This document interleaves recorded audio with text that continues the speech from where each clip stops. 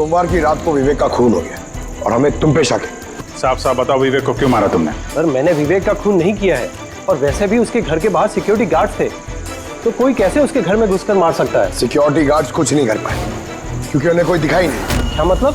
मतलब ये है कि एक ना दिखने वाला इंसान विवेक के घर में आया और उसने लाइट के जंक्शन बॉक्स के साथ कुछ छेड़छाड़ की, जिससे लाइट चली गई। सर लाइट चली गई? मैं पता लगाता हूँ। नहीं मिस्टर रॉनी, आप बाहर नहीं जाएंगे, अभी तो रुकिए, आपकी जान को खतरा है, ये वही खूनी हो सकता है। सिक्योरिटी! रॉनी आप हिलना मत। जी। सिक्योरिटी!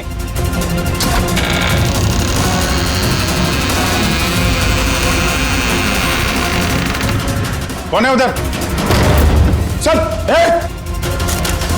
सर है यहाँ पे? कौन है? कोई था यहाँ पे? कौन है? कोई दिखा? नहीं। रॉनी हिलना मत। सिक्योरिटी लाइट ऑन कराओ। सर मैं बाहर जाता हूँ। देखो। Oh no, Pankaj!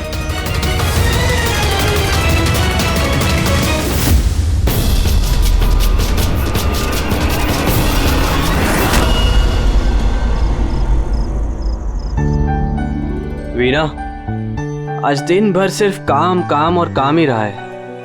शरीर भी थक गया है, पूरी बॉडी दर्द दे रही है। विवेक, 24 घंटे सोचोगे तो बॉडी तो पेन होगा ना। अब इतना बड़ा बिजनेस करना है तो सोचना तो पड़ेगा ही ना। थोड़ा सोच समझ के काम करोगे तो दिमाग पे प्रेशर कम पड़ेगा ना। ये कोई गुड्डे गुड्डियों का खेल नहीं है जो चुटकी बजाते ही काम शुरू हो जाए और चुटकी बजाते ही खेल खत्म। समझ रही हो? ठीक है, एक काम करती हूँ, मैं लोकेश को बुलाती हूँ, वो तुम्हारी मालिश कर देगा अच्छे से। ठीक है? मालिश नहीं, बस गर्मा गर्म एक गिलास दूध मेरे लिए लेकर आ जाओ ताकि सारी थकान दूर हो जाए। अच्छा, तो अभी लेके आई। Please, thank you.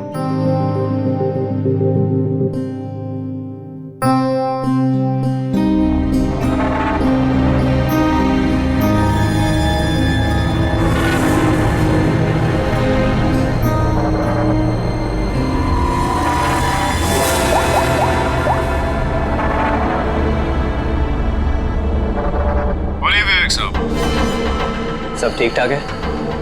हाँ साहब, सब ठीक है, एकदम ट्रैक पे है। काम हो जाएगा ना?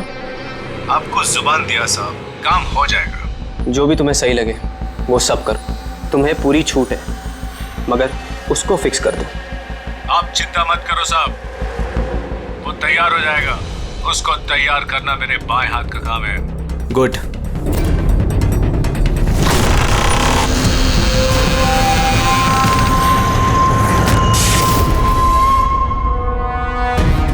ये लाइट्स को क्या हो गया? वीना, वीना तुम हो? वीना तुम बोलती क्यों नहीं? ये लाइट्स कैसे चली गई? लोकेश, वीना, कौन है? कौन है यहाँ पे? वीना मजाक मत करो। देखो देखो, मैं अंधेरे से नहीं डरता। विवेक साहब! विवेक साहब! विवेक साहब! लोकेश! वीना!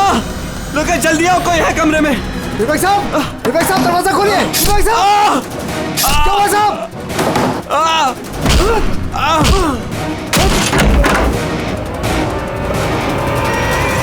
विवेक साहब! मालकिन! विवेक साहब! विवेक साहब! विवेक साहब! मालकिन! विवेक साहब!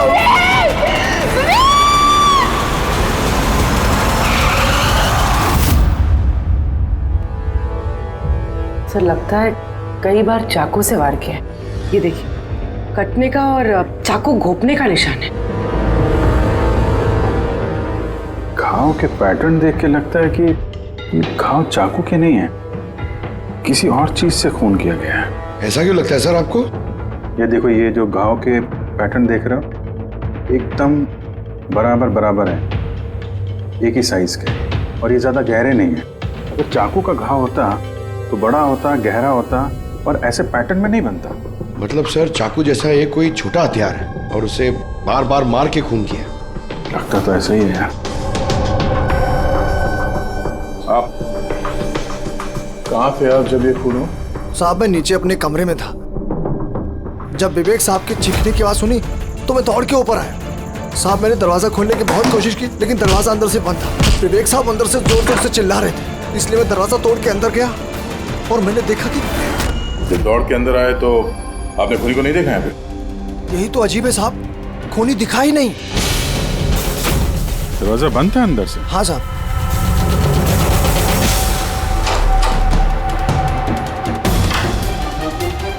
तुम अंदर आए तो यहाँ पे लाइट थी?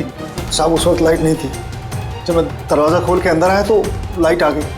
कमाल है सर, ये कैसा खूनी है जो लाइट में भी नहीं दिखा? कहीं ये आत्मा? ये भी तो हो सकता है कि जब कमरे में अंधेरा था उसी वक्त खूनी दरवाजे से बाहर गया। साहब ऐसा बिल्कुल नहीं हो सकता। साहब अगर खूनी दरवाजे से अंधेरे में भी गया होता तो मुझे जरूर दिखा होता। मेरी आंखें बिल्कुल ठीक है साहब। कमरे से बाहर जाने का और कोई रास्ता तो दिख नहीं रहा है। वही तो, कमरे से बाहर जाने का एक ही रास्ता है, वो है ये दरवाजा। दरवाजा अंदर से बंद था और लोकेश ने ये दरवाजा खोला और इसने तो यहाँ पे खूनी को देखा नहीं। कमाल है।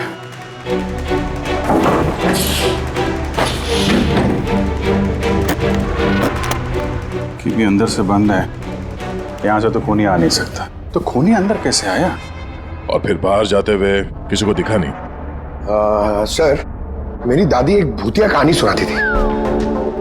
पंकज, एक तो ये कहानी नहीं है, हकीकत है, और ये भूतिया नहीं है। सर ये हकीकत है लेकिन भूतिया ही लगता है ना। कोई यहाँ पर आता है, बिना हथियार के खून करता है और चले जाता है। कहाँ से? जाने का तो यही एक रास्ता है, ये दरवाजा। लेकिन सर बीना तो सीढ़ियों से ऊपर आ रही थी और अगर खूनी यहाँ से जाता तो उसे दिखता जरूर। कमाल है यार, ये लाइट का आना जाना, इसका कुछ ना कुछ कनेक्शन है इस केस के साथ। लाइट का जंक्शन बॉक्स कहाँ पे है?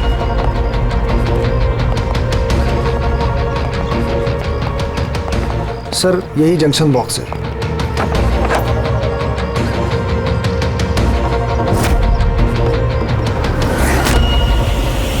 इधर आओ जरा। कल तुम ही ड्यूटी पे थे? मैं तो गेट पे था साहब। तुम्हारे गेट पे रहते कोई घर में घुस के खून कर गया, तुम्हें पता नहीं चला? देखिए साहब, मैं अपनी ड्यूटी पे अलर्ट रहता हूँ। ना कोई अंदर आया है ना कोई बाहर गया है। अलर्ट? तो क्या खूनी हवा में आया, हवा में गायब हो गया है? ये लाइट स्विच ऑफ किसने की थी यहाँ से? पता नहीं साहब, अचानक ऑफ हो गई। मैंने सोचा फ्यूज उड़ गया हो। यहाँ कोई स्पार्क वार्क हुआ था जंक्शन बॉक्स में? नहीं साहब, स्पार्क नहीं हुआ था। लाइट चली गई और जैसे ही लाइट चली गई मैं जंक्शन बॉक्स की तरफ दौड़ा। देखा बाकी सबके घर में लाइट है, हमारी क्यों नहीं? और देखा साहब जंक्शन बॉक्स खुला था। जंक्शन बॉक्स का स्विच भी बंद था और मैंने ऑन किया साहब। जैसे ही ऑन किया लाइट आ गई। कोई तो आया था यहाँ पे जिसने लाइट के साथ छेड़छाड़ की है। विवेक की बीवी वीना, उससे भी पूछ लेते हैं।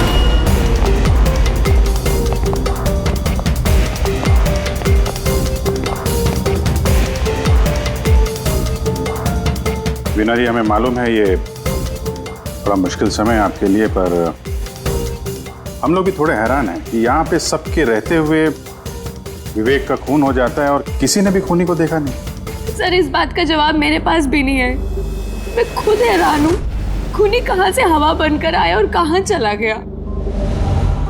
मैं मेरे बच्चों को क्या जवाब दूंगी सर, उन पर क्या बीतेगी। हिम्मत रखो, समय के साथ साथ बच्चे भी समझ जाएंगे। आप कौन है?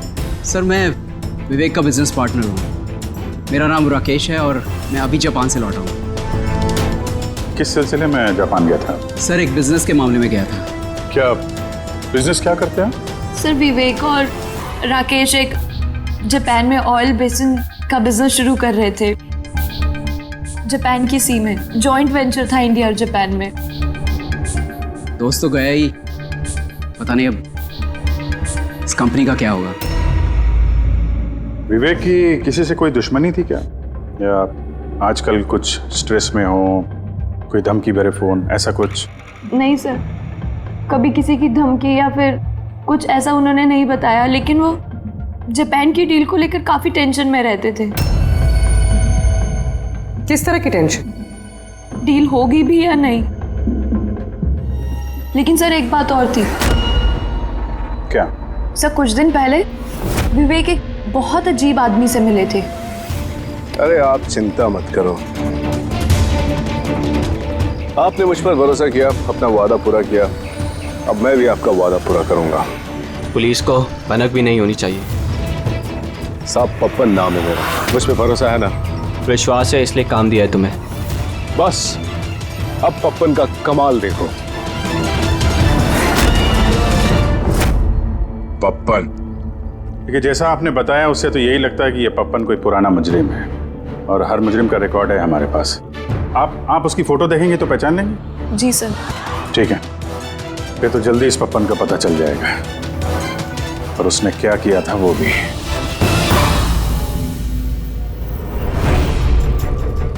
आप लोगों का शक एकदम सही है बॉस, ये खून चाकू से नहीं हुआ। तो फिर किस हथियार से हुआ जो कोई भी देख नहीं पाया, यहाँ तक कि लोकेश को भी वो हथियार दिखाई नहीं पड़ा? हाँ बॉस, हथियार भी नहीं नजर आया और कमाल की बात है खूनी भी दिखाई नहीं दिया। ये तो पहली हो गई। खून हुआ, खून ही नजर नहीं आया। घाव चाकू जैसे हैं लेकिन खून चाकू से नहीं हुआ। पहेली तो है अभिजीत, और इस पहेली को सॉल्व करने के लिए आप लोगों को कड़ी मशक्कत करनी पड़ेगी। देखो बॉस, हम लोग आत्मा में तो विश्वास नहीं करते, लेकिन साइंस से कुछ भी किया जा सकता है और मुझे लगता है किसी मॉडर्न साइंस की टेक्निक का इस्तेमाल किया गया है इस खून में। हाईटेक खूनी? हाईटेक ही हो सकता है, वरना ना दिखने वाले खूनी को लाइट्स ऑफ करने की क्या जरूरत है?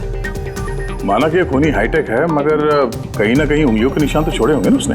बिल्कुल आए होंगे। तो फिर सर, जो क्राइम सीन से हमने उंगलियों के निशान लाए थे उनमें से एक निशान खूनी के भी होंगे। होने चाहिए थे दया, लेकिन अफसोस की बात यह है कि है नहीं।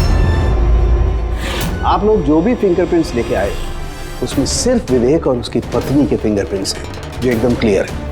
बाकी के फिंगरप्रिंट्स एकदम स्मस्ट हैं, सब मिल गए हैं। ऐसा लगता है जैसे किसी ने ग्लव्स पहन करके दरवाजा खोला और बंद किया। प्लानिंग के साथ खून किया गया है ताकि सबूत ही ना मिले। काम करते हैं, इस विवेक के घर में जितने भी लोग हैं उन सब से अलग अलग स्टेटमेंट लेते हैं, सबसे पूछताछ करते हैं कि उस रात हुआ क्या था। खूनी ने अंधेरे का फायदा उठाया है, अब हम भी अंधेरे में निशाना लगाएंगे। सर, जब ये खून हो रहा होगा तो वो खूनी अंदर ही होगा सर। जैसे ही बीना बाहर गई उसने खून कर दिया। ये थ्योरी हो सकती है पंकज, अगर लाइट नहीं गई होती तो फिर सब दो खूनी होंगे, एक लाइट ऑपरेट कर रहा होगा और अंदर खून कर रहा होगा। मगर जिसने लाइट ऑफ करी वो कहाँ था? वहां पे तो गार्ड खड़ा था, उसने बोला ना उसने किसी को अंदर आते देखा ना कोई बाहर गया। सर लेकिन जब वीना बाहर गई थी तो उसने दरवाजा खुला हुआ देखा था सर, तो हो सकता है कि दरवाजे के ऊपर उसकी उंगली के निशान हो। खूनी यहाँ भी चालाक निकला। चाणक्य साहब ने बताया ना, यहाँ कमरे के अंदर हमें एक भी फिंगरप्रिंट्स नहीं मिले, एक भी। उसने हैंड ग्लव्स पहने होंगे सर, इसलिए शायद नहीं मिले। हैंड ग्लव्स तो पहने ही होंगे। विवेक की बॉडी यहाँ पड़ी थी, मतलब यहाँ कहीं खड़ा होगा। 1 मिनट यहाँ खड़े होना जरा पंकज।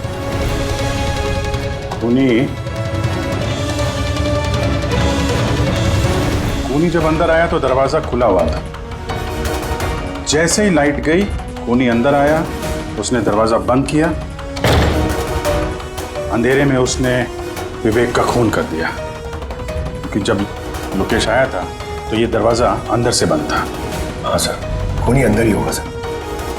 करेक्ट। और जैसे ही लोकेश दरवाजा खोल के आया, खूनी चुपके से यहाँ से निकल गया। लेकिन अगर खूनी यहाँ से गया है तो लोकेश तो यहीं कहीं खड़ा था, उसे तो दिखना चाहिए था ना खूनी। लोकेश का कहना है उसने सिर्फ यहाँ पे विवेक की बॉडी देखी थी, खूनी उसे नजर नहीं आया। सर ये लोकेशन है, ये झूठ बोल रहा है सर। लगता तो नहीं है। इंटरोगेशन में अच्छे अच्छे झूठ बोलने वाले ना लड़खड़ाने लगते हैं, उनकी जबान कांपने लगती है। ऐसा लगता नहीं है वो झूठ बोल रहा है। तो फिर कौन है ये आदमी? वीना ने उसे महसूस किया, लोकेश ने उसे महसूस किया, लेकिन देखा नहीं।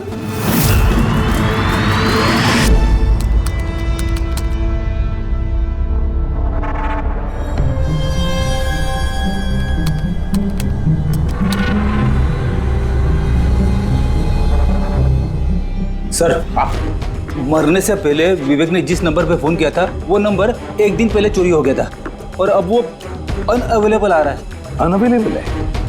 तो जरूर पप्पन का होगा दया, पप्पन का नंबर होगा।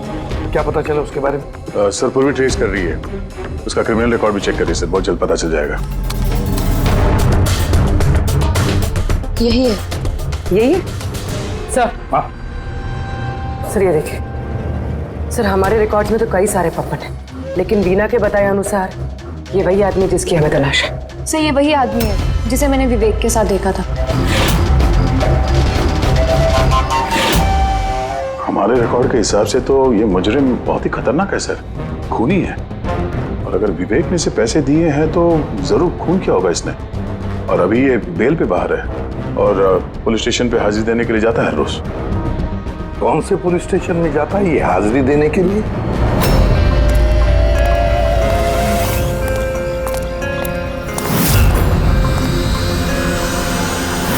सर यहां से पास हो गया। सब्जी ले लो भाई, सब्जी ले लो, सब्जी ले लो। सर पप्पन यहां से निकल गया। ले भैया तेरा ठेला संभाल ले। उसको उधर ही रोक के रख, चाहे वो रोए या हंसे तुम उसकी चिंता मत कर। जब तक वो हमारे पास है बाजी हमारे हाथ में है।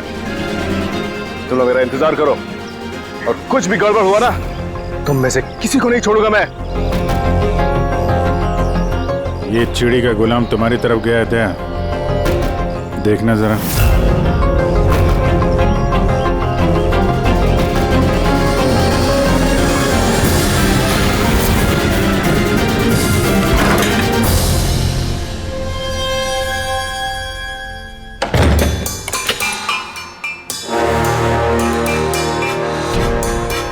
कैसा लगा हमारा इनविटेशन भरत साहब? देखो देखो, आप लोग जो कोई भी हो, मुझे और मेरे बेटे को छोड़ दो।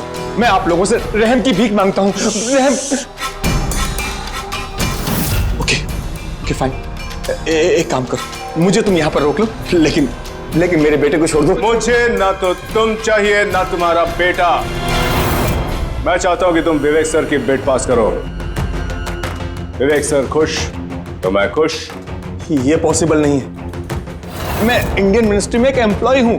माना कि सारे कॉन्ट्रैक्ट मेरे जरिए पास होते, लेकिन मैं ऐसे ही किसी कंपनी का कॉन्ट्रैक्ट कैसे पास करवा दूं सर? मिस्टर भरत, तुम ना मामले की गंभीरता को नहीं समझ रहे हो। तुम्हारे बेटे के साथ क्या हो सकता है तुम सपने में भी नहीं सोच सकते। सपने में तुम भी नहीं सोच सकते कि अब तुम्हारे साथ क्या होने वाला है। सर मैं मिनिस्ट्री की तरफ से काम कर रहा था। जितनी भी सील्ड बिड इंडियन फर्म्स की तरफ से होती हैं उसका इंचार्ज था मैं। चीनी या जापानी कंपनियों के पास अपने देश में नीलामी का कार्यालय था, लेकिन सभी भारतीय बोलियां उनके पास आई। किसी विदेशी कंपनी को भी कॉन्ट्रैक्ट मिला था क्या? नहीं सर, इसके बारे में सभी की कॉमन राय थी, क्योंकि भारतीयों के पास चीप लेबर और रॉ मटेरियल इजीली अवेलेबल था, इसलिए दूसरी विदेशी कंपनियों को कॉन्ट्रैक्ट मिलना मुश्किल था सर। सर इस नीलामी का चक्कर तो समझ में आ गया। इस विवेक ने नीलामी को अपने फेवर में करने के लिए इनके बेटे को किडनैप किया, मगर विवेक को किसने मारा होगा और क्यों? ये काम तो जरूर किसी इंडियन कंपनी का ही है जो विवेक का कॉम्पिटिटर था। इसी चक्कर में हुआ ये सर। वो लिस्ट लाए ना आप, जो विवेक के अलावा इंडियन बिडर्स थे? ये सर, जैसा आपने कहा था आपके अकॉर्डिंग ये मैंने लिस्ट तैयार की है। Thank you. कार्तिक, विवेक, इन दोनों के अलावा राकेश, प्रमेश, शिवानी, रोनी और नवीन। अच्छा भरत जी, इनमें से आपको कौन लगता है जो विवेक के खिलाफ बोली लगाने वाला सबसे ज्यादा? सर यानी ऐसा कोई आदमी जो विवेक के ये बिड जीतने से दुखी हो या फिर उसे कोई नुकसान हो? सर ऐसे तो दो लोग हो सकते हैं, रोनी और नवीन। रोनी और नवीन, तो फिर मिल लो। इस रोनी और नवीन से पूछताछ करो, उनसे पता तो चले है कौन ऐसा जो बिना दिखे भी खून कर सकता है।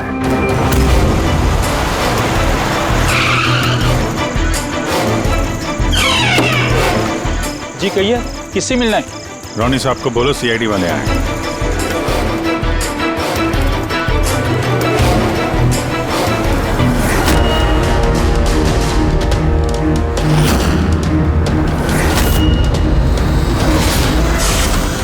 सर लाइट चली गई? मैं पता लगाता हूँ। नहीं मिस्टर रोनी, आप बाहर नहीं जाएंगे, अभी तो रुकिए। आपकी जान को खतरा है, ये वही खूनी हो सकता है। सिक्योरिटी!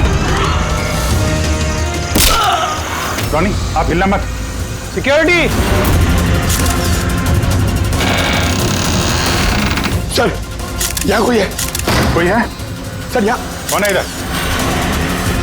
कौन है? मिस्टर रोनी आप हिलना मत।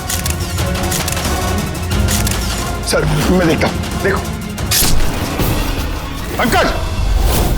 ओह नो, रोनी! साहब, सबको क्या हुआ? एक मिनट। He's no more. बाहर जाते हुए कोई दिखा था क्या? नहीं सर मैं वहाँ जंक्शन पे गया, लाइट ऑन की और देखा कि हमारा दूसरा सिक्योरिटी गेट के पास बेहोश पड़ा हुआ है और मैं अंदर आ गया सर। हेलो सर, हम रोनी को बचा नहीं पाए। He's dead. ऐसा कैसे हो सकता है अभिजीत? खून तुम्हारे सामने हुआ और तुम कह रहे हो कि तुमने खूनी को देखा तक नहीं?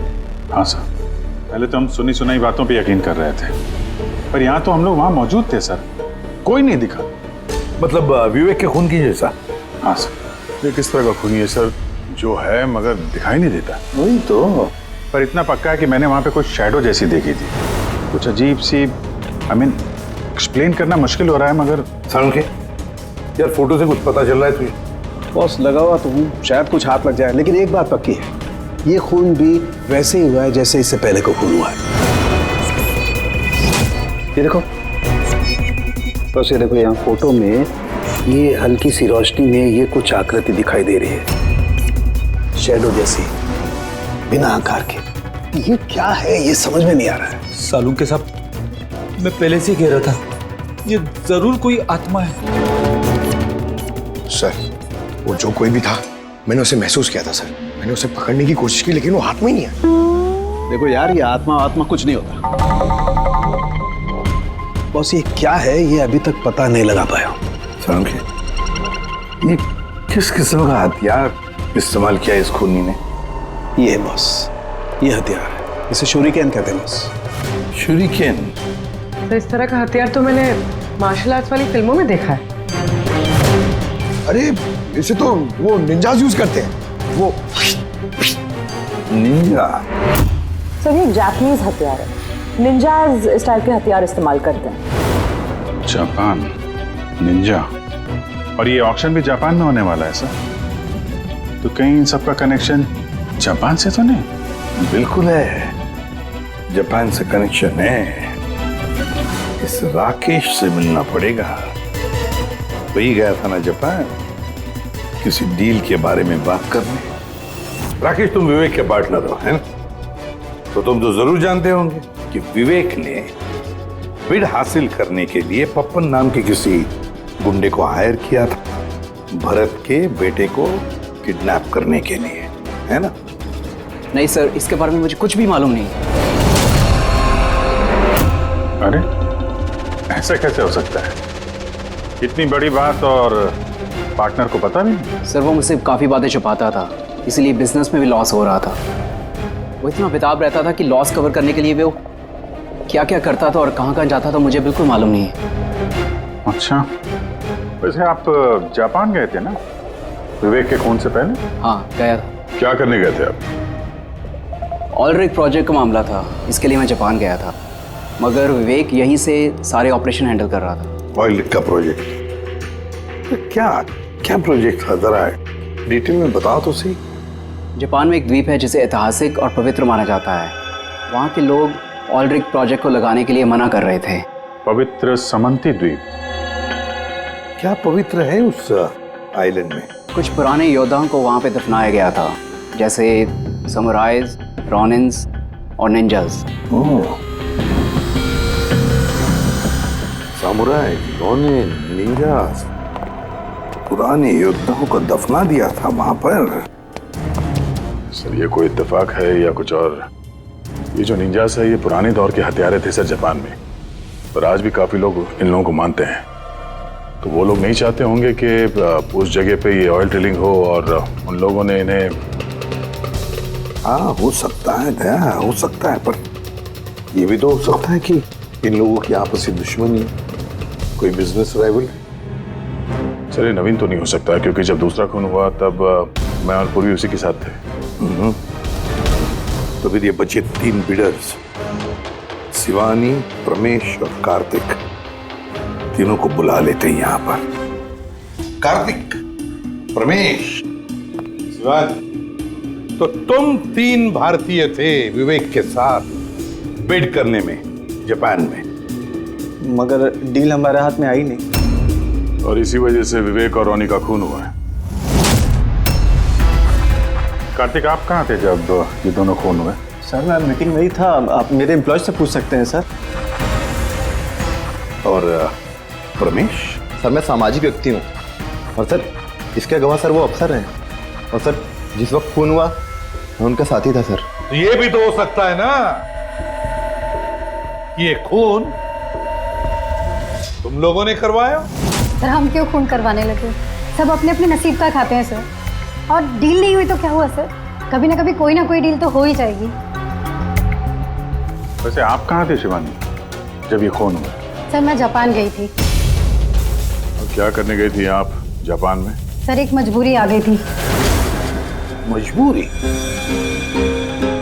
कैसी मजबूरी? सर कुछ विदेशी कंपनियां हमारी भारतीय कंपनियों के बारे में गलत अफवाहें उड़ा रही थी, उसी वजह से भारतीय कंपनियों को बहुत ही चिंता हो रही थी, तो हम वहां उनकी चिंता दूर करने गए थे और ये बताने गए थे कि भारतीय कंपनियां सबसे बेहतर होती हैं। और वैसे भी सर हमने अपनी बिड्स विड्रॉ कर ली थी, तो फिर हम क्यों मारेंगे उन्हें? और बिड्स विड्रॉ करने की कोई खास वजह?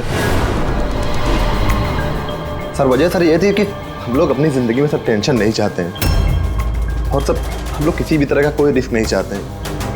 सर हम लोग को सर जो भी मिल रहा है सर हम उतने में खुश हैं।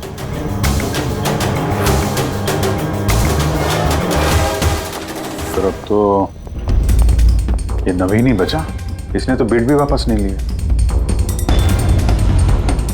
तो कहीं नवीन ने तो नहीं ये सब किया? या फिर ये भी तो हो सकता है कि अगला शिकार नवीन ही हो? नवीन, तुमने बिड क्यों नहीं कैंसिल की जब सारे लोग पीछे हट गए थे? ऐसे कैसे मैं पीछे हट जाता? इस कॉन्ट्रैक्ट को पाने के लिए मैंने कितने महीनों मेहनत की है पता है तुम्हें?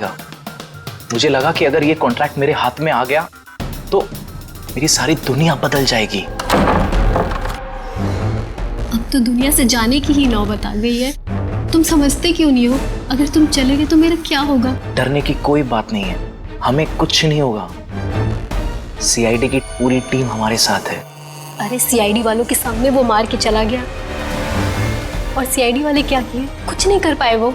सीआईडी की टीम पे भरोसा रखो तुम, हमें कुछ नहीं होगा। पंकज तुम्हें पता है ना हमें क्या करना है? Don't worry, I know. मैं आता हूं।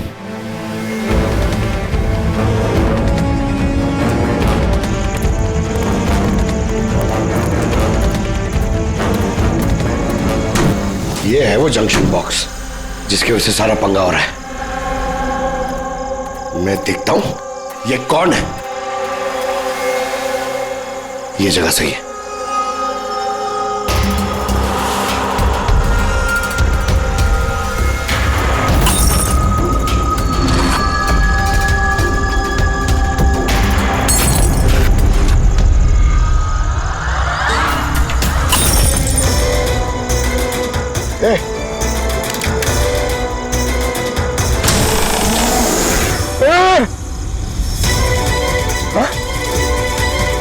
कौन है?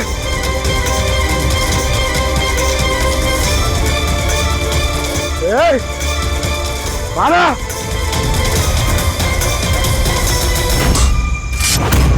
नवीन, ये लाइट को क्या हो गया? अरे कुछ नहीं हुआ।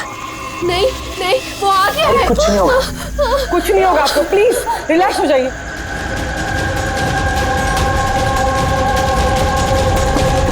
रिलैक्स हो जाइए। नवीन, सामने आओ। वो तुम्हें मार डालेगा। अरे नहीं। कौन है यहाँ पे?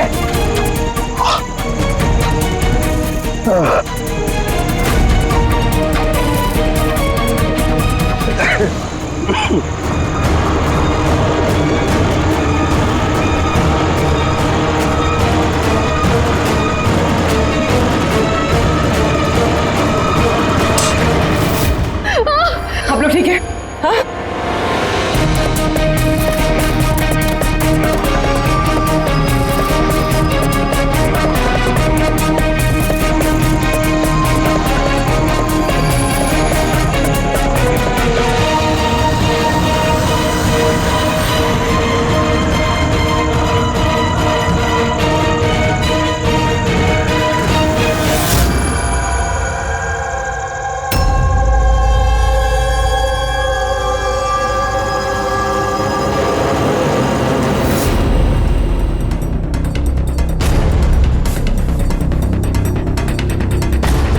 सर मैंने वहां पर 6 गोलियां चलाई थी, उनमें से 5 गोलियां तो मिल गई, मगर एक गोली उस खूनी को जरूर लगी है। एक गोली खूनी को लगी है तो पूरी तुम यकीन नहीं साथ कैसे कह सकती हो कि 6 में से एक गोली खूनी को लगी है? क्या वहां पे कोई खून वगैरह गिरा था? नहीं सर, खून तो नहीं था वहां पर, लेकिन गोली लगने की आवाज जरूर आई थी। अगर गोली लगी है तो खून तो निकलेगा ही। घर के अंदर ना सही तो घर के बाहर कहीं मिला? नहीं सर, हमने अच्छे से चेक किया था, वहां पर खून था ही नहीं। हो सकता है सर खूनी ने बुलेट प्रूफ वेस्ट पहन रखी हो। और सर ये भी तो हो सकता है कि ये काला कपड़ा उस बुलेट प्रूफ वेस्ट का टुकड़ा हो। सर के इस काले कपड़े के टुकड़े से कुछ पता चल रहा है तुझे? नहीं बॉस, इस कपड़े पर से भी खून के ट्रेसेस तो नहीं मिले। खून के अलावा कुछ मिला तुझे? हाँ, ये कपड़ा इतना काला है कि विश्वास नहीं होता है। इस पर से कोई भी रिफ्लेक्शन हो ही नहीं सकता है। रिफ्लेक्शन नहीं हो सकता? मतलब ये फ्रेडी कि जब आप किसी भी चीज पर लाइट डालते हैं तो वो लाइट थोड़ी सी रिफ्लेक्ट होके आपकी आंखों में आती है। इसी से पता चलता है कि वो क्या चीज है, उसका कलर क्या है, ये सब कुछ। लेकिन इस कपड़े पर अगर आप लाइट डालेंगे तो रिफ्लेक्ट होगी ही नहीं।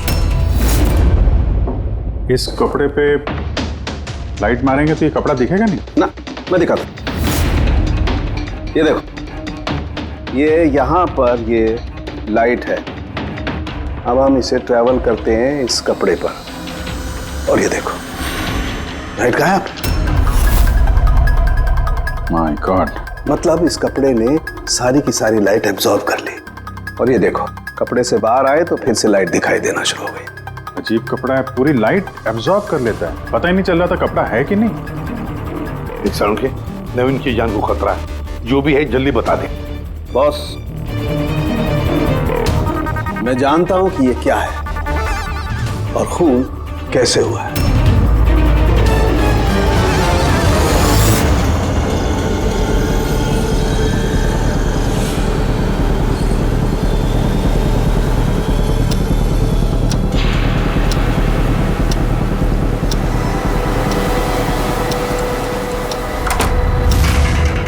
शिखा, क्या हुआ तुम्हें? क्यों इतनी परेशान लग रही हो? हमें कुछ नहीं होगा, रिलैक्स हो जाओ। कैसे रिलैक्स हो जाओ? तुम्हें कुछ हो गया तो? शिखा, मैंने बोला हमें कुछ नहीं होगा। नवीन, ये लाइट कैसे चली गई? अरे अरे, नवीन वो आ गया है। कोई नहीं वो आया। तुम्हें मार डालेगा।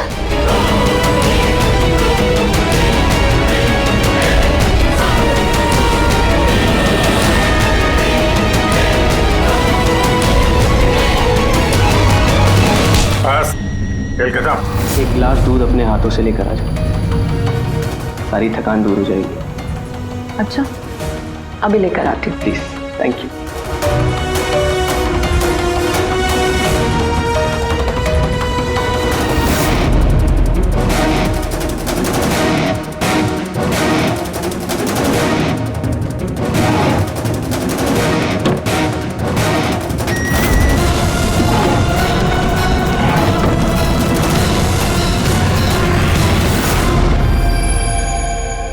मैंने सोचा नहीं था कि कोई मुझे भी पकड़ सकेगा। हमने भी नहीं सोचा था कि एक पत्नी अपने पति का खून कर देगी। अपराधी चाहे जितना दिमाग लगाकर अपराध को अंजाम दे, कहीं ना कहीं उससे कोई ना कोई गलती हो ही जाती है। मैंने तो कोई गलती नहीं करी, फिर भी आप लोगों ने मुझे पकड़ लिया। नहीं, गलती हुई तुमसे। ये कपड़ा पहन के तुमने बहुत अकलमंदी दिखाई थी, लेकिन इस कपड़े का टुकड़ा हमें खिड़की में से मिल गया और खिड़की पे फंसा हुआ वो कपड़ा हमारे लिए सबूत बन गया और उसी कपड़े की वजह से तुम हमारे पकड़ में आ गई। ये कैसा कपड़ा है सर? मैंने इसके बारे में पहले सिर्फ सुना था बॉस। मुझे पता नहीं था कि इसका इस्तेमाल किया जा सकता है, वो भी इस तरीके से। इसे जिस व्यक्ति ने बनाया उसने अपने हिसाब से इसको नाम दिया, लेकिन एक बात पक्की है, ये दुनिया की सबसे ज्यादा काली चीज है। मैं तो कुछ समझा नहीं। सीधे तरीके से ये बात है फ्रेडी कि अगर इस कपड़े का कोई सूट बना करके पहन लेगा, वो व्यक्ति आपको दिखाई नहीं देगा तब तक जब तक कि उसके आसपास की सारी लाइट्स एलिमिनेट ना हो जाए। वो दिखाई नहीं देगा। अगर दिखाई देगा तो सिर्फ एक आकृति दिखाई देगी, एक छाया, वो भी बिना किसी रूप के। ये एक 3D से 2D में बदल जाने की प्रक्रिया है। अरे सर, कोई तो लाइट होगी जिससे ये दिखे। ऐसी कोई लाइट नहीं है, ना इंफ्रारेड लाइट, ना यूवी लाइट, ना ही लाइट स्पेक्ट्रम। अब ये नवीन से कहो कि वो बिड विड्रॉ ना करे और ये इंफॉर्मेशन सब में फैला दो। सर, इस बात के फैलते ही उस पर फिर से हमला हो सकता है। यही तो हम चाहते हैं पूर्वी, यही तो हम चाहते हैं। ये ब्लैक फैब्रिक लाइट को एब्जॉर्ब कर लेता है, लेकिन हीट को एब्जॉर्ब नहीं करता। हीट को तो रिफ्लेक्ट करेगा ही। हम खूनी को पकड़ेंगे थर्मल विजन से।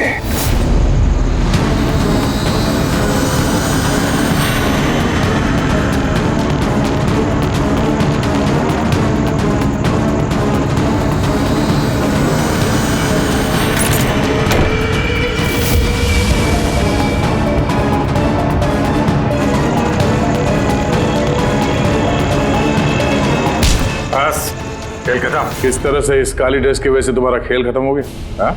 अब जल्दी से बताओ, अपने पति का खून क्यों किया तुमने? नफरत थी मुझे उससे। उसकी बीवी कहलाते हुए भी मुझे शर्म आती थी। क्यों? ऐसा क्या करता था वो कि तुम्हें इतनी नफरत थी? ये जो बिजनेस था मेरे पापा ने उसे दिया था। इतना बड़ा एम्पायर खड़ा करके दिया उसे, और वो उसे मिट्टी में मिलाने की कोशिश कर रहा था। गुंडों के बदौलत कॉन्ट्रैक्ट लेता था। तुम्हारा मतलब है कि वो खुद अपना बिजनेस खराब कर रहा था? कर नहीं रहा था, कर दिया था। मेरी फैमिली बैंकरप्सी की गिनती में थी। बिजनेस खराब चल रहा था तो उससे बातचीत कर दी, उसे समझा दी, उसे जान से मार दिया। मैंने उसे बहुत समझाने की कोशिश की थी, पर वो नहीं समझा और मजबूरन मुझे ये कदम उठाना पड़ा। मुझे मेरे बच्चों के बारे में सोचना था, उन्हें तो मैं भूखा नहीं मार सकती। तो इसलिए सारा बिजनेस तुमने अपने हाथ में ले लिया? हाँ, मैंने जापान की एक कंपनी को अप्रोच किया था छिपकर। छोटे छोटे कॉन्ट्रैक्ट और पैसों के बदले मैंने तय किया कि भारतीय कंपनी कॉन्ट्रैक्ट पर कोई बोली ना लगा सके, और इसीलिए मैंने सभी बोली लगाने वालों को मारने का प्लान किया। और उन्हें मारने के लिए ऐसे हथियार का इस्तेमाल किया जो निंजास इस्तेमाल करते हैं? हाँ? हाँ। क्या मिला ये सब करके? जेल। जिन बच्चों के लिए तुमने गुनाह का रास्ता अपनाया, अब वो बेचारे अनाथ हो जाएंगे। हाँ दी, मैं बहुत ज्यादा लेट हो रहा हूँ, आपसे बाद में बात करता हूँ। क्यों? कहाँ जा रहा है? हाँ दी, मैंने आपको बताया तो सही, मुझे एक्चुअली नॉर्थ अमेरिका के एक रेन फॉरेस्ट में फोटोग्राफर का असाइनमेंट मिला है। उसी सिलसिले में मुझे अर्जेंट जाना पड़ रहा है दी। आप प्लीज एक क्यों क्या ये सब बाद में पूछना दी। क्या छिपा रहा है? जल्दी बता। अरे दी, मैं आपसे कुछ क्यों छिपाऊंगा दी, सच सबको पता चल जाएगा। बहुत दिनों से ये सच छिपा हुआ है, लेकिन सच को जहाँ पहुँचना है ना दी, वहाँ पहुँच के रहेगा। ये कौन सा सच? और कौन कहाँ पहुँचेगा?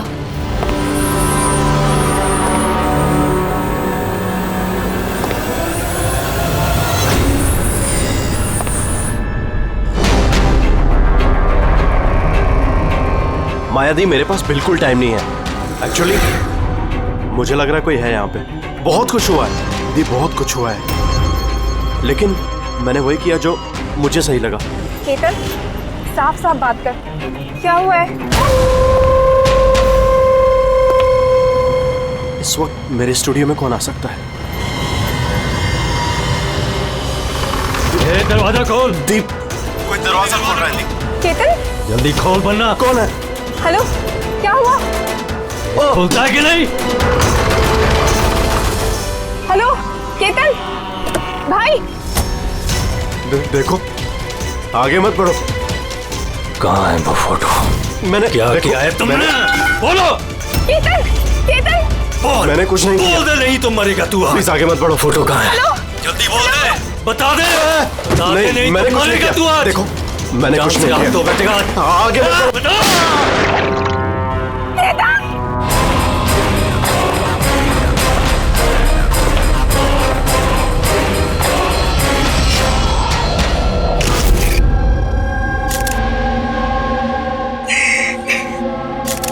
आप प्लीज बैठिए। समझ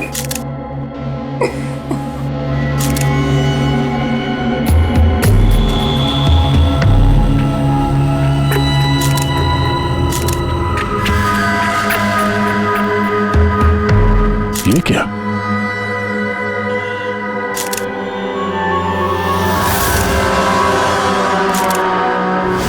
ये किसी के जूतों से आया लगता है। सर वो केतन के जूते तो साफ थे। स्टूडियो के फ्लोर पे भी ऐसे निशान कहीं नहीं है। जो स्क्रेपर दे।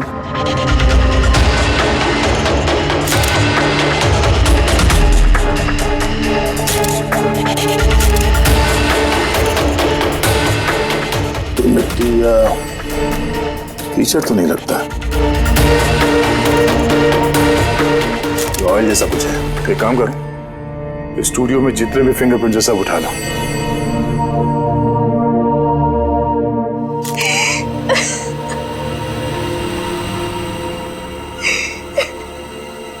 माया जी, हम जानते हैं कि ये समय ठीक नहीं है पूछताछ करने के लिए, पर फिर भी आपको परेशान कर रहे हैं। जरा ठीक से याद करके बताइए, आपने ये पूरा हादसा फोन पे सुना था, तो केतन और उस दूसरे आदमी के बीच में क्या बात हुई थी?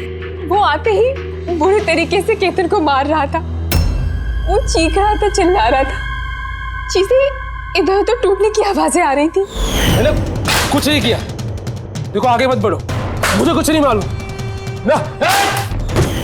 हाँ, वो कुछ फोटोज के बारे में बातें कर रहा था। सर, ये माया जो कह रही है कि केतन का खून उस वजह से हुआ है, एक एविडेंस की वजह से। एविडेंस क्या? वो फोटोग्राफ था? सर, केतन ने किसी कपल की इंफॉर्मेशन लिख के रखी है सर। ये देखिए, कोई मनन और शामली है, जू से। सर ये देखिए, कैलेंडर पर 14 अप्रैल 2018 ये डेट मार्क की है, द एनिवर्सरी। अरे ये तो आज की डेट है। इसका मतलब है आज के दिन कुछ होने वाला था जिसके बारे में केतन जानता था। उसका मोबाइल फोन चेक करो, देखो आखिरी बार किससे बात हुई थी उसकी।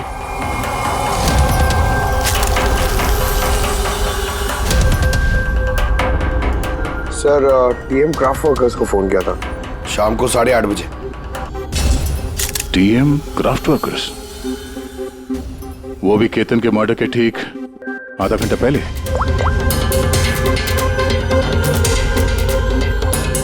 Hello, TM craft workers? जी बोलिए। हाँ, केतन ने आपको फोन किया था। किस लिए फोन किया था? आप कौन? मैं उसका दोस्त बोल रहा हूँ। हाँ, उनका फोन तो आया था। ये पूछने के लिए फोन किया था कि उनका गिफ्ट टाइम से डिलीवर किया कि नहीं। गिफ्ट? कौन सा गिफ्ट? एक फोटो फ्रेम था मनन और शामली के लिए। उनकी 25th वेडिंग एनिवर्सरी थी, तो उनको फोटो फ्रेम बना के डिलीवरी करना था। मनन और शामली, उनका घर का एड्रेस मिल सकता है? अर्जेंट है।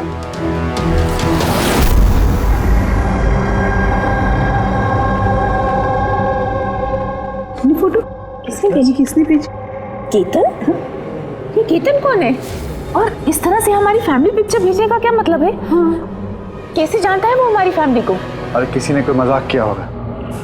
ये मजाक नहीं है। आप कौन? सीआईडी।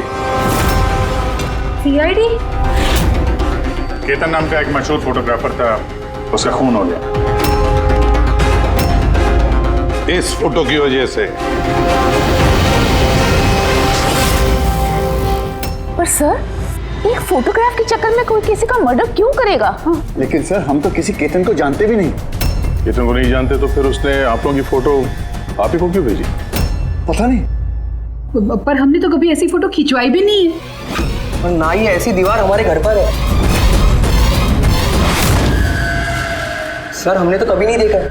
और देखिए ना सर, ये नकली फोटोग्राफ लग रहा है। आप खुद ही देखिए, इसमें दीदी है, जीजा जी है।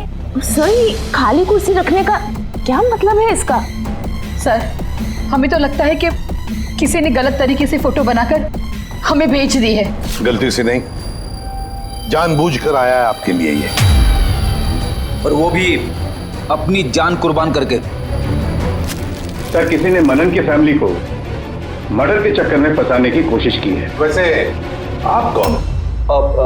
ये हमारे फैमिली फ्रेंड मिस्टर विक्रम। अच्छा, आपके फैमिली फ्रेंड।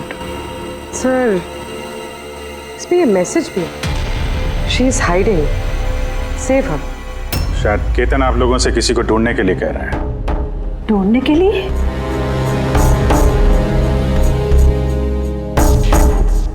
सर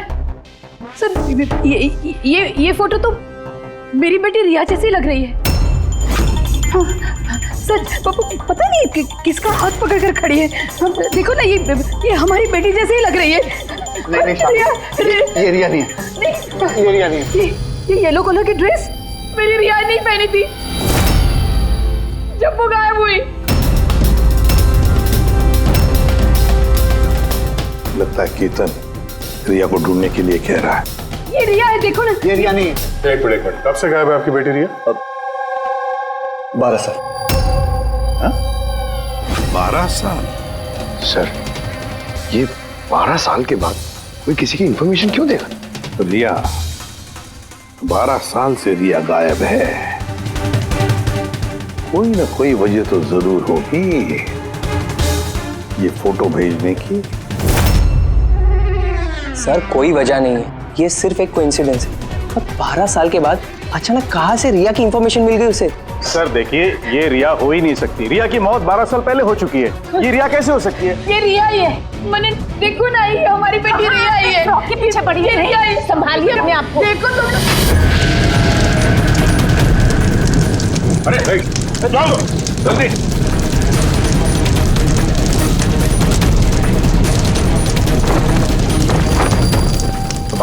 सर ये फोटो तो जल गया, अब क्या करें?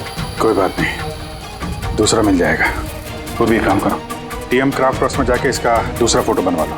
और अगर उसके पास नहीं है तो केतन के कंप्यूटर में जरूर कुछ बैकअप होगा, वहां देख लेना। सर मनन और शामली, आप केतन को जानते हैं या नहीं जानते, इससे हमें कोई फर्क नहीं पड़ता। लेकिन एक बात अच्छी तरह से याद रखना, केतन ने अपनी जान दी है आपकी मदद करने के लिए। वो आप लोगों से किसी को बचाने के लिए बोल रहा है। कोई छिपी हुई है, उसे ढूंढने के लिए बोल रहा है। और वो कौन है और कहां छुपी है वो तो हम ढूंढ ही लेंगे। एक बात अच्छी तरह से याद रखना, जितने भी लोग यहाँ पर हैं उनमें से कोई भी ये शहर छोड़कर नहीं जाएगा जब तक हमारी तहकीकात पूरी नहीं होती। हमें तुम सब पर शक है, सब पर। एक मिनट के लिए मनन, शामली, आयशा और विहान इनके इस नकली फोटोग्राफ को बाजू में रखते हैं और उनके पीछे जो दीवार है उन पर कंसंट्रेट करते हैं, ये फ्रेम्स और ये जो पीछे लिखे हुए नंबर्स पर। अब शामली ने इशारा किया था इस फ्रेम पर, 3 नंबर वाली फ्रेम पर, पीले रंग का फ्रॉक पहनी हुई और किसी का हाथ पकड़ा हुआ है उस लड़की ने। शामली को एकदम से लगा सर इस फोटो में ये बच्ची उनकी खोई हुई बेटी रिया है। और फिर ये message, she is hiding, save her. लेकिन सर विक्रम तो बार बार कह रहा था कि रिया मर चुकी है। हो सकता है ये मैसेज रिया के बारे में हो सकता है वो अभी भी जिंदा हो। बिल्कुल हो सकता है पूर्वी, बिल्कुल हो सकता है। और शायद केतन यही कहना चाहता है इन लोगों को, मनन के फैमिली को, कि शायद रिया जिंदा है और उसे मदद की जरूरत है। लेकिन सर, उसे इतनी मेहनत करने की क्या जरूरत थी? फोन कर देता सीधे और बोल देता जो भी बोलना है रिया के बारे में, या फिर पुलिस को इन्फॉर्म कर देता। सर हो सकता है उसे किसी ने डराया धमकाया हो और तभी तो मजबूर होकर उसने ये सब किया है। केतन ने तो अपना फर्ज निभाया है और हम उसकी मेहनत को बेकार नहीं जाने देंगे। पूर्वी एक काम करो, ये पूरा का पूरा फोटोग्राफ किसी अच्छे फोटो लैब में लेकर जाओ और ये पीछे टंगी हुई ये जो छोटी छोटी फ्रेम्स है ना, उनको अच्छी तरह से चेक करो। और ये भी देखो, ये जो वॉल है पूरी, क्या वो फोटोशॉप तो नहीं की गई है? और रिया के लापता होने की एफआईआर की कॉपी भी चाहिए हमें। केतन मनन की फैमिली को तो नहीं जानता था, तो ऑब्वियसली रिया को भी नहीं जानता होगा। तो फिर उसने मनन की फैमिली को ये इंफॉर्मेशन क्यों दी और इस तरह से क्यों दी?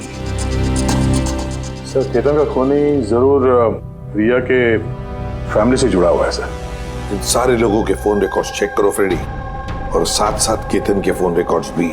और एक बात, मनन की फैमिली पर कड़ी नजर रखो और साथ साथ उनका जो दोस्त है ना विक्रम, उस पर भी देखो। ये लोग कहां कहां जाते हैं, किस किस से मिलते हैं, क्या क्या करते हैं। एक एक बात पर कड़ी नजर रखो, एक एक बात की खबर रखो। केतन के साथ जितने भी लोग काम करते थे ना, उनसे मिलना पड़ेगा। आप दोनों तो केतन को बहुत अच्छी तरह से जानते थे, तो कभी उसने आप लोगों को बताया किसी छोटी सी बच्ची के बारे में, जू के एक फैमिली के बारे में, उनके फैमिली पोर्ट्रेट के बारे में? जी नहीं सर, मुझे तो अब तक उसने कभी कुछ नहीं बताया। अच्छा, केतन सिर्फ आपके लिए काम करता था या और भी कुछ करता था किसी और के लिए भी? केतन मेरे लिए फैशन फोटोग्राफी करता था, साथ ही साथ बड़े बड़े फैशन हाउसेस के लिए एक्सक्लूसिव कैटलॉग शूट करता था। माया, आप केतन की बहन है तो आपको तो पता हो गया वो किस किस से मिलता था। सर, केतन बहुत ही रिजर्व रहता था, बस अपने काम में ही मग्न, और उसके दोस्त भी गिने चुने ही थे। और सर, हाल ही में केतन को एक इंटरनेशनल एग्जीबिशन के लिए असाइनमेंट मिला था, जिसके लिए वो मुंबई की गलियों में घूमकर स्ट्रीट फोटोग्राफी शूट किया करता था। वो फोटोग्राफ देख सकते हैं हम लोग? जी सर।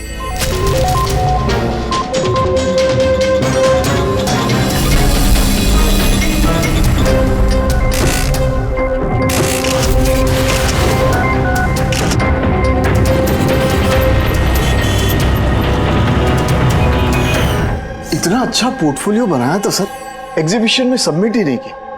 बहुत परेशान हो गया था वो।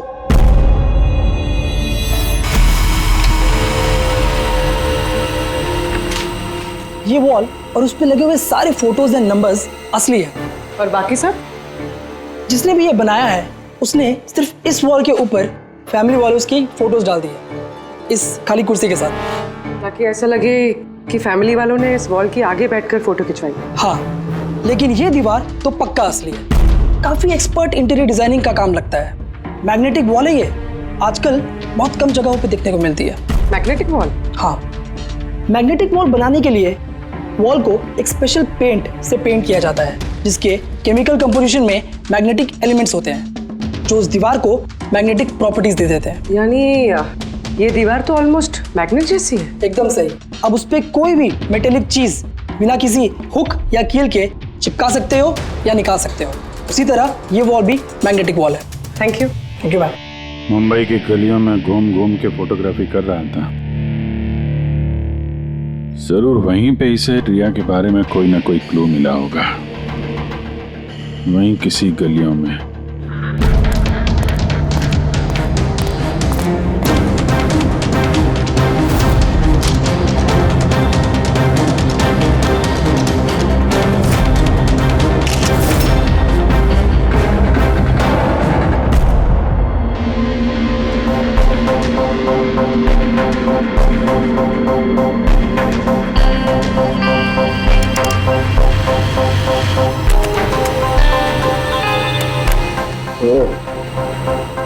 ये बात है।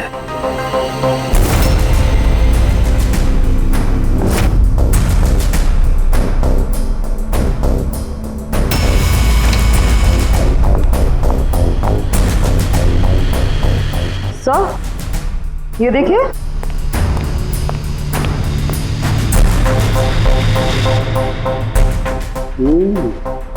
Good job Tarika. Thank you. Full sound के क्या मिला? बॉस, एक खास चीज मिली है। दया, तुम्हें याद है तुमने मुझे कुछ चिकना सा पदार्थ ला करके दिया था जो तुम्हें क्राइम स्पॉट पे से मिला था, याद है? सर ये वहाँ क्राइम सीन पर मिला। ये मिट्टी या डामर तो नहीं लगता, शायद कोई ऑयल या ग्रीस हो सकता है। तुम बिल्कुल सही सोच रहे थे दया, वो ग्रीस ही है। बॉस, मुझे उस पदार्थ में ग्रीस के ट्रेसेस मिले और ये ग्रीस इतनी पुरानी है कि अब तो अपना केमिकल कंपोजिशन भी बदलने लगे। एक मिनट साहब के पुराने मतलब कितने पुराने? मतलब बॉस, जिस जगह से ये ग्रीस के डब्बे मिले हैं वो जगह काफी पहले बंद हो चुकी होगी। और सर, केतन के नाक के फ्लूइड्स में से मुझे ये एक्रिलिक, नायलॉन, पॉलिएस्टर, पॉलीप्रोपिलीन, इन सब चीज़ों की ट्रेसेस मिले और उसके लंग्स में भी ये सारी सेम चीज़ें मिली हैं, fabric fibres. Nylon, polyester, olefin, acrylic, ये सब सारी चीजें तो फैब्रिक से जुड़ी हुई हैं। ये तो एक फोटोग्राफर था, इसका क्या संबंध इन सारी चीजों से? हाँ सर, जिस जगह पे ये रहता है इसके घर के आसपास कोई फैक्ट्री वगैरह भी नहीं है, तो फिर एक कपड़े के रेशे इसके लंग्स में कैसे घुस गए?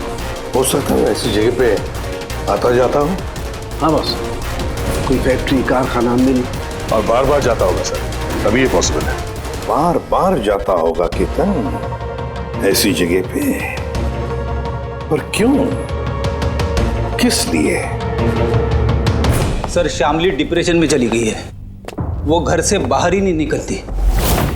और विक्रम और विहान मिलते रहते हैं, पता नहीं उन दोनों के बीच क्या बहस होती रहती है। और ये विहान वकीलों से जाके मिल रहा है। वकीलों से? हाँ सर, और आयशा अपनी किसी फ्रेंड्स के घर जाती रहती है, लेकिन उसकी जो ये फ्रेंड है उम्र में काफ़ी बड़ी है, मुझे नहीं लगता कि उसका इस केस से कोई ताल्लुक है। और ये जो मनन है ना, केतन के बारे में पता लगाने की काफ़ी कोशिश कर रहा है। अच्छा, अभी फ्रेडी वो जो फोन कॉल के रिकॉर्ड जो ट्रैक किए थे, क्या पता चला? कुछ नहीं पता चला सर, उनके जो रजिस्टर्ड मोबाइल नंबर है उसमें कुछ नहीं है। फोटोग्राफ्स का प्रिंट निकाल ली? हाँ सर, जैसे कि मैंने फोन पे बताया था, वो दीवार असली है सर। Magnetic wall? हाँ सर, केतन ने ये सारी फोटोज उस वॉल पे लगाकर वो फोटो ली है और फिर उस पर वो फैमिली वाली फोटो फोटोशॉप कर दी। सर, इस वॉल का पता लगाने में ज्यादा टाइम नहीं लगेगा, इंटीरियर डिजाइनर का काम है, और ये वॉल पे मेटालिक डिजिट्स लगे हुए हैं। बस तो फिर ये सारे फोटोग्राफ्स आर्किटेक्ट्स और डिजाइनर्स के ऑफिसेज में भेज दो, पता चल जाएगा किसने ये मैग्नेटिक वॉल बनवा लिया था।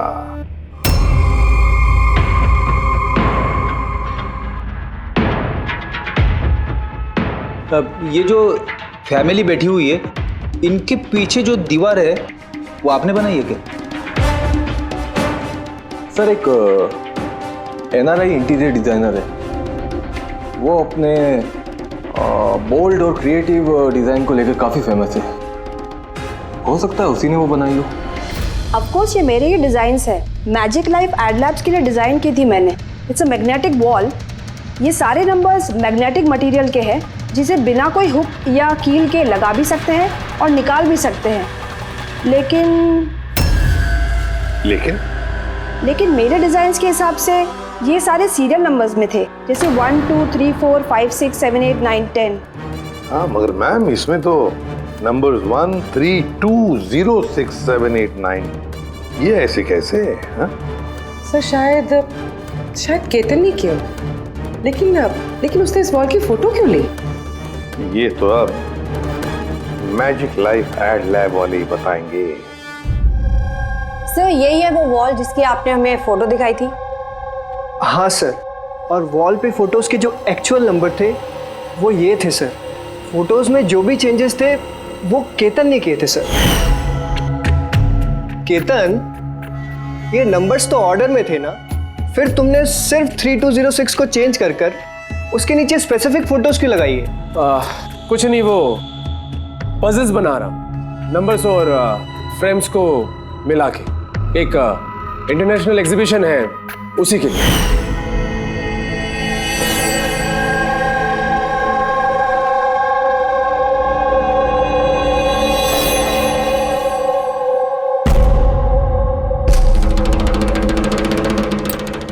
आप लोगों ने केतन को परमिशन कैसे दी है सब करने के लिए? दरअसल सर, केतन हमारे साथ पहले भी काम कर चुका है और वो एक इंटरनेशनल एग्जीबिशन के लिए कुछ फोटोज ले रहा था और इसलिए उसको ये वॉल की ज़रूरत थी, तो हमने उसे ये वॉल यूज़ करने दिया। यस सर, एंड कुछ पजल की बात कर रहा था, कुछ समझ में नहीं आ रहा था सर। पजल है?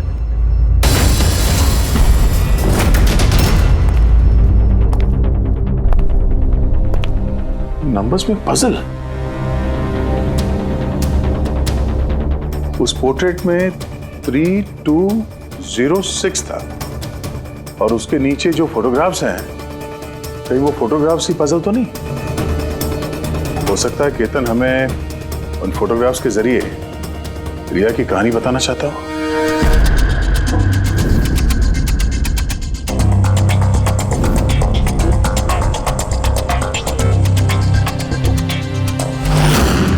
रिया गायब कब हो गई थी? कब गायब हो गई थी? रिया की मिसिंग की एफआईआर है ना? हाँ सर। सर उसका इस केस से क्या कनेक्शन? वो केस तो सर बहुत साल पहले बंद हो चुका है, पता नहीं क्यों गया। ऐसे लगता है कि रिया की इस एफआईआर से शायद हमारी केस सॉल्व करने में कुछ मिल जाए। FIR 8221 Mumbai IPS. एफआईआर का डेट देखो दया, ये देखो 3206। 2006, मतलब ये डेट है? बिल्कुल सही, 3206, 3 फरवरी 2006। दीदी हौसला रखिए। पता नहीं मेरी बेटी किस हाल में होगी। आप लोग मजाक तो नहीं कर रहे? आप वाकई में मेरी बेटी को ढूंढेंगे? वो एक्चुअली जिंदा है क्या? आपकी बेटी जिंदा है, ये सुनकर आपको खुश होना चाहिए, और आप हमसे ऐसे बात कर रहे हैं? डैड, मेरी बहन रिया जिंदा है। सर कहाँ है वो? देखिए, हम बहुत नजदीक हैं रिया का पता लगाने के, इसलिए आप लोगों को जो कुछ भी पता है हमें बताइए। आखिरी बार आप लोगों ने उसे कब देखा था, क्या हुआ था उसके साथ, और एग्जैक्टली गायब हुई कैसे वो? लेकिन सर, इन 4 फोटोज का क्या मतलब है? केतन जरूर हमें रिया के बारे में कुछ बताने की कोशिश कर रहा था। देखो ना फोटोग्राफ्स को, ये 3 नंबर का फोटो देखो, इसमें एक छोटी बच्ची रो रही है, किसी बड़े आदमी का हाथ पकड़ के जा रही है। फोटो नंबर 2 में रिया थोड़ी बड़ी हो चुकी है, ऐसे जाली के पीछे जैसे उसे किसी ने उस जाली के अंदर कैद करके रखा है। ये तीसरा फोटो, इसमें भी ऐसे लग रहा है कि इसे बंदी बनाकर रखा गया है। और सर, इस आखिरी फोटो में कोई उसे गले लगा रहा है और पीठ पे खंजर मारने जा रहा है। सर, ऐसा लगता है कि केतन इन फोटोग्राफ के जरिए रिया की कहानी बता रहा है। एग्जैक्टली। देखो, रिया बचपन में किडनैप हो जाती है, फिर वो बंदी बनाई जाती है, और फिर जब वो 18 साल की हो गई तो उसे इन जंजीरों में जकड़ के रखा था। और फिर उसे कोई मिल गया जिसने उसे मारने का प्लान बनाया। कोई ऐसा जिस पर रिया विश्वास करती है? मतलब सर, केतन ने जानबूझ के मॉडल्स की ऐसे फोटो बनाई है ताकि सच को सामने लाया जा सके, इसलिए उसने केतन को रास्ते से हटा दिया। रिया बाकी बच्चों की तरह नॉर्मल नहीं थी। उसका दिमाग उसकी उम्र के बच्चों के कंपैरिजन में बहुत ही कमजोर था, इसीलिए उसे लगातार दवाइयों की जरूरत पड़ती थी। अगर वो दवाइयां नहीं लेती थी तो उसका दिमाग कंट्रोल में नहीं रहता था। वो कुछ भी कर सकती थी, वो अपने आप को चोट पहुंचा सकती है, वो अपने आप को मार भी सकती है। तो ये रिया गायब कहाँ से हुई? हमने उसे स्पेशल बच्चों की स्कूल में डाला था, वहीं से वो गायब हुई है। तो फिर उसके बाद आप लोगों को कोई फोन आया पैसों के लिए या किसी और चीज के लिए? नहीं, कुछ नहीं। हाँ, और बाद में हमें पता चला कि हॉस्पिटल में से उसकी मेडिकल फाइल गायब हो गई थी। फाइल गायब हो गई? कोई भला ऐसा क्यों करेगा? वो भी ऐसी लड़की की जिसकी दिमागी हालत इतनी नाजुक है। वही तो मैं कह रहा हूं।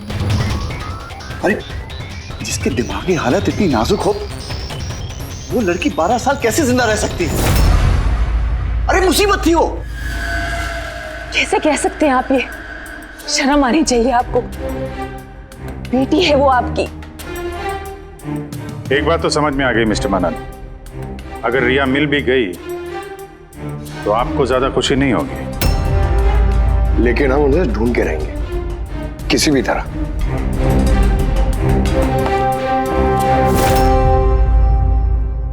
दया, इस फोटो को गौर से देखो। देखो रिया बड़ी हो गई है, 18 साल की हो गई है, लेकिन उसके पैरों में जंजीर जकड़े हैं। सर ये पीछे ये खिड़की कारपेट दिख रहा है पीछे। क्या याद है तारिका ने क्या बताया था? केतन के नाक के फ्लूइड्स में से मुझे ये एक्रिलिक, नायलॉन, पॉलिएस्टर, पॉलीप्रोपिलीन, इन सब चीजों की ट्रेसेस मिले। ये सारी चीजें फैब्रिक से जुड़ी हुई है, कारपेट से। ये केतन फोटोज के जरिए बताने की कोशिश कर रहा था कि ये रिया किसी पुरानी मिल या फैक्ट्री में है। सर चौथे फोटो में ऑयल कैन और खाली बक्से। और वो केतन के स्टूडियो में हमें ग्रीस के धब्बे भी तो मिले थे। तो शायद खूनी केतन के स्टूडियो में वहीं से जा रहा था जहां रिया कैद है। तीसरी फोटो में वो कारपेट वाली गली और चौथे में वो फैक्ट्री। सर ये दोनों जगह आसपास होगी। पहले ये पता लगाना पड़ेगा कि कारपेट वाली गली के आसपास कोई बंद पड़ी हुई पुरानी फैक्ट्री है क्या? जो भी करना है जल्दी करना पड़ेगा बॉस, क्योंकि हमारे मनन के घर जाने के बाद खूनी खुद सामने नहीं आएगा। शायद किसी से वो काम करवाएगा।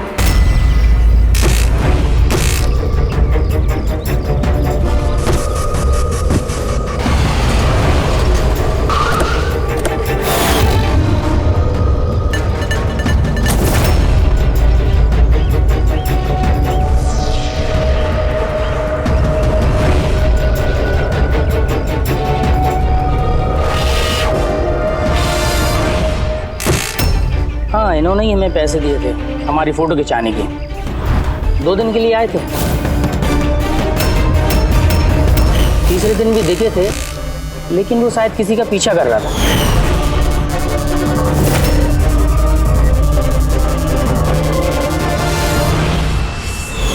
किसका पीछा कर रहा था? वो तो सर ध्यान नहीं दिया हमने। वो गया किधर पीछा करते हुए? इस तरफ गया।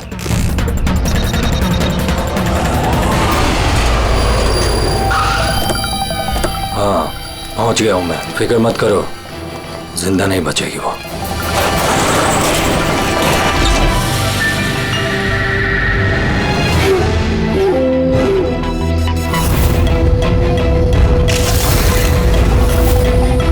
बंद कर इसको।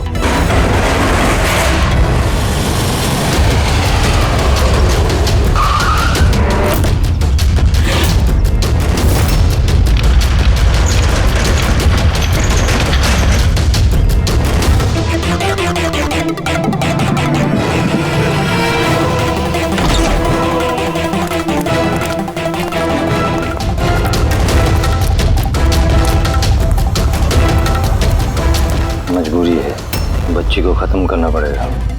बच्ची की बॉडी को ठिकाने लगाने के बाद इस सारी जगह को आग से खत्म कर दो, ताकि किसी के हाथ में कोई सबूत ना जाए। यहाँ पे तो कुछ मिला नहीं, चलो दूसरी जगह देखते हैं।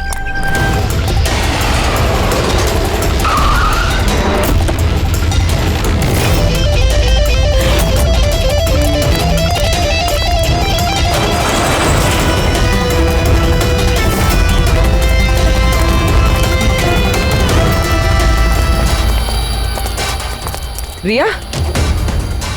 रिया? तुम्हारे मम्मी पापा के पास ले जाने आए। चलो। रुक जाओ।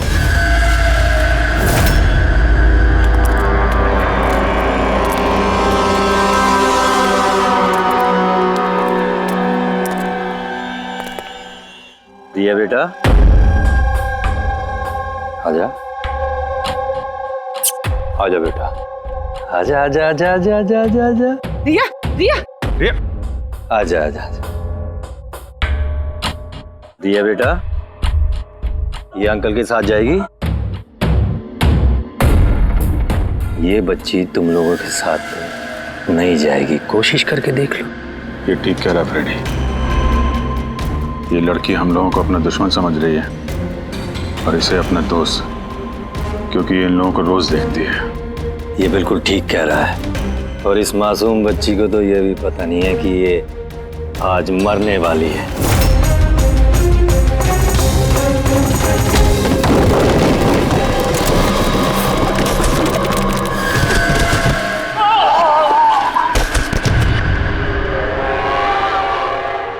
कौन हो तुम लोग?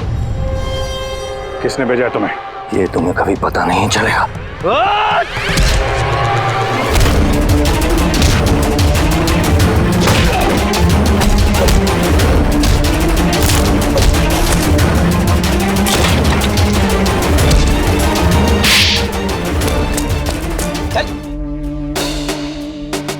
ये तो गया। किसने भेजा तुम लोगों को? हैं? साहब मुझे कुछ नहीं मालूम साहब, सब कुछ इसी को मालूम है। जिसको पता था वो तो मर गया। अब कैसे पता चलेगा सर किसने भेजा था इन्हें? रिया तो बेचारी इतनी डरी हुई है, कुछ बोल भी नहीं सकती। रिया बोल नहीं सकती, मगर पहचान तो सकती है। मतलब रिया ने इस खूनी को पहचाना। क्यों? क्योंकि उसे हर रोज मिलती थी, उसे हमेशा देखती थी, उसे लगता था कि ये उसका अपना कोई है और इसीलिए उसके साथ जाने के लिए राजी होगी। तो फिर रिया उसे भी पहचान लेगी जिसने 12 सालों से इसको यहाँ पे कैद करके रखा है, जो उससे हर रोज बात करता है और जिसने इसे मारने के लिए इन लोगों को यहाँ पे भेजा था। अब रिया बताएगी ये असली गुनहगार कौन है। रिया, जाओ रिया। अच्छा मेरी बच्ची, आ बेटा।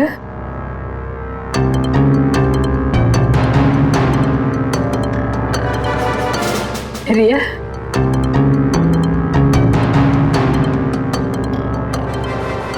आजा मेरी बच्ची, अपनी माँ के पास आजा बेटा। आ बेटा, आ बेटा, आजा आजा मेरी बच्ची, आजा बेटा। रिया,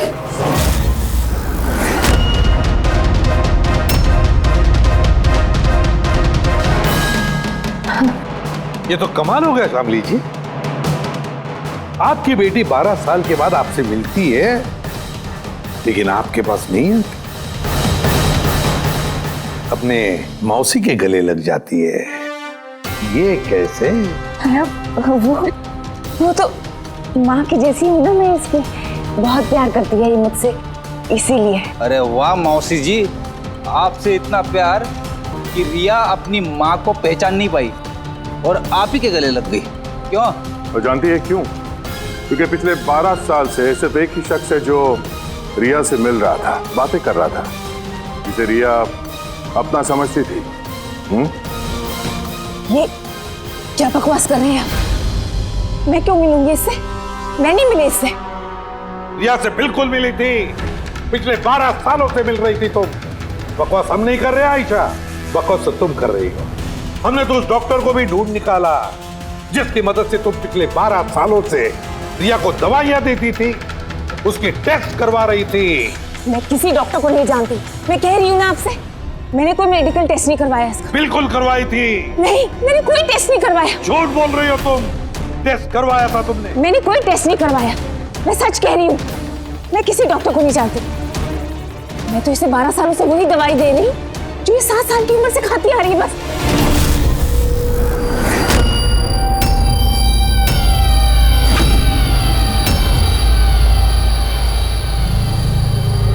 फंस गई ना? क्या? इस आदमी को आपने भेजा था रिया को मारने के लिए। उसके मोबाइल में हमें उसका नंबर मिला जो इत्तेफाक से आपकी दोस्त है, जिससे आप अक्सर मिलती हैं। आयशा, तुमने ये सब क्यों किया? विहान के लिए। मेरा डिवोर्स हो चुका था, मेरी जिंदगी का वैसे भी कोई ठिकाना नहीं था। मैं विहान को किसके सहारे छोड़ती? मुझे ऐसा लगा कि ये पूरी प्रॉपर्टी, पैसा, ये सब मेरे बेटे को मिलना चाहिए, रिया को नहीं। रिया तो वैसे भी दिमागी मरीज है। तुमने अपने बेटे के भविष्य को संवारने के लिए अपनी बहन की बेटी की जिंदगी को अंधेरे में धकेल दिया। हाँ? रिया के गायब होने के बाद मनन और शामली ने तुम्हारे बेटे विहान को गोद ले लिया। यही प्लान था ना तुम्हारा? तुम इतनी गिर गई कि तुमने एक छोटी सी बच्ची को मारने की कोशिश की। मैं उसे मारना नहीं चाहती थी, माँ हूं मैं भी। मेरा यकीन मानिए, मैं रिया को चोट नहीं पहुंचाना चाहती थी। बहुत कोशिश की मैंने उसे संभालने की, लेकिन संभाल नहीं पाई और इसीलिए तुमने रिया को मारने का प्लान बनाया। ये केतन कहाँ से बीच में आया और उसे रिया के बारे में कैसे पता चला? केतन के साथ मेरा अफेयर चल रहा था। भले उम्र में वो मुझसे छोटा था, पर मैं उसकी मदद करती थी। काफी बार मैंने उसे पैसे दिए उसके काम के लिए। सिर्फ बॉयफ्रेंड था? उसने तो तुमसे दिलो जान से प्यार किया। क्या वही उसका कसूर था? तो तुम्हारा बॉयफ्रेंड था तो तुमने उसे मारा क्यों? वो उस कारपेट वाली गली में एक दिन फोटोशूट कर रहा था। बाई चांस उसने मुझे देख लिया और मेरा पीछा करते करते वो रिया तक पहुंच गया। मैंने उसे बहुत डराया, बहुत धमकाया, यहां तक कहा कि मैं उसका करियर बर्बाद कर दूंगी। लेकिन नहीं, शायद उसमें इंसानियत जाग रही थी, इसलिए मुझे उसे मरवाना ही पड़ा। वाह, बहुत खूब। कैसी माँ हो तुम। 12 साल से एक मासूम बच्ची को अपनी माता पिता से दूर रखा। क्या मिला तुम्हें? हा? भूल गई तुम कि देर से ही सही सच्चाई तो सामने आ ही जाती है। अपने स्वार्थ के लिए बहुत बड़ा जुर्म किया है तुमने। कानून तुम्हें कभी माफ नहीं करेगा। कड़ी से कड़ी सजा होगी तुम्हें, कड़ी से कड़ी सजा।